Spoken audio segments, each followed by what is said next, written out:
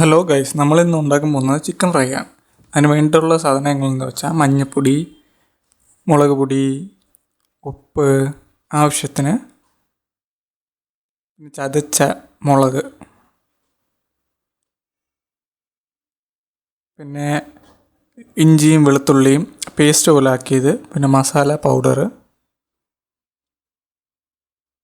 പിന്നെ പകുതി നാരങ്ങ, പകുതി ഫുള്ള് ഉപയോഗിക്കുകയാണെങ്കിൽ, പിന്നെ കുരുമുളക് അത് പൊടിച്ചാണ് ഇടേണ്ടത്.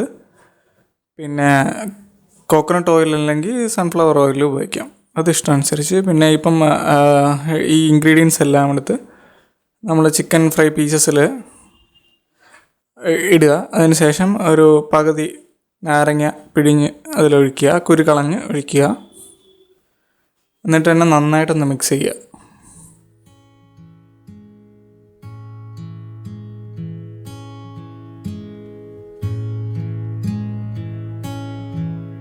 ഏകദേശം മസാലയും എല്ലാം മുളകെല്ലാം പിടിച്ചതിന് ശേഷം അതിലേക്ക് ജിഞ്ചറും ഗാർലിക് പേസ്റ്റ് അതിലേക്ക് ഇടുക. എന്നിട്ട് അത് വീണ്ടും നന്നായിട്ടൊന്ന് മിക്സ് ചെയ്യുക.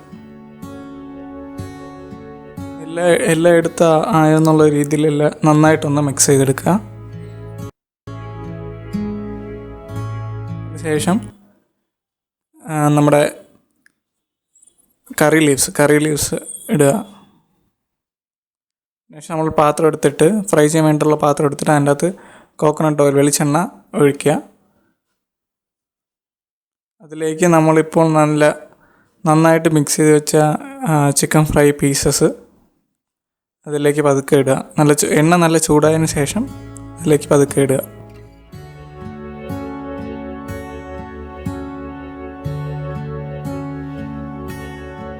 നമ്മൾ ഇപ്പം നേരെ ഡയറക്റ്റ് ഫ്രൈ ചെയ്താണ് ഇപ്പോൾ നമ്മളിതിൽ ചെയ്യുന്നത്. വേണേൽ അല്ലാതെ തന്നെ ഇപ്പോൾ കുക്കറിൽ വെച്ച് ഒന്ന് ജസ്റ്റ് കുക്ക് ചെയ്തെടുത്തിട്ട് ഫ്രൈ ചെയ്യാം.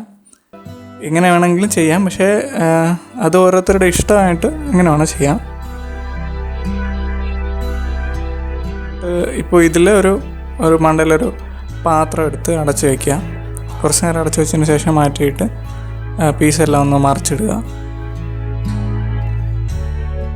സൂക്ഷിച്ച് മറിച്ചിടുക.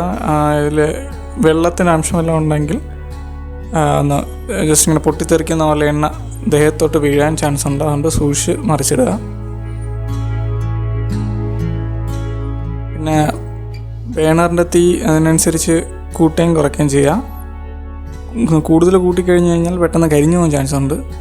അതുകൊണ്ട് ഒരു മീഡിയവും ഒരു സിമ്മിലോ ആയിട്ട് വയ്ക്കുക. എന്നിട്ട് കുറച്ച് മറിച്ച് ഇട്ടുകൊണ്ടിരിക്കുക. കുറച്ച് കഴിയുമ്പോൾ നമുക്ക് തന്നെ മനസ്സിലാവും ഒരു ഗോൾഡൻ ബ്രൗൺ കളർ പോലെയൊക്കെ നല്ലൊരു ഇതായിട്ട് വരും.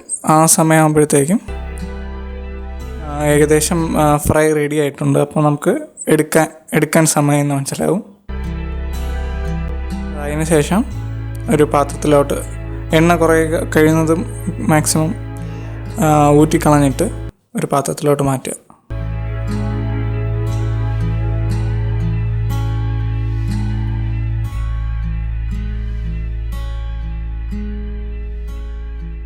അങ്ങനെ നമ്മൾ ചിക്കൻ ഫ്രൈ റെഡി ആയിട്ടുണ്ട്. Thank you for watching and please do subscribe.